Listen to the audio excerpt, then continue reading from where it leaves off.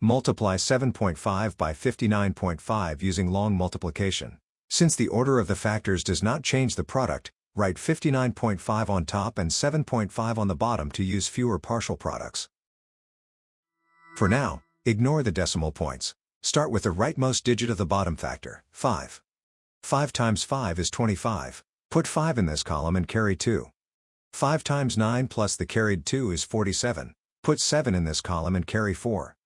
5 times 5 plus the carried 4 is 29. The first partial product is 2,975. Now use the next digit to the left, 7. Start one place to the left. 7 times 5 is 35. Put 5 in this column and carry 3.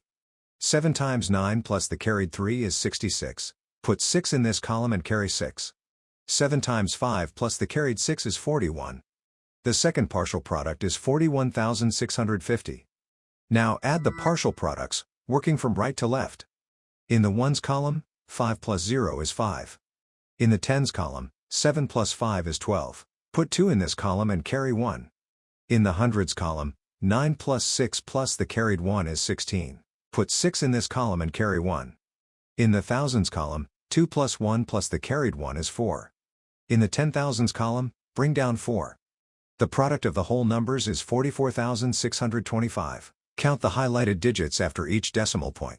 The factors have 2 decimal places altogether, so the product needs 2 decimal places. Place the decimal point 2 places from the right. 44,625 becomes 446.25. So 7.5 times 59.5 is 446.25.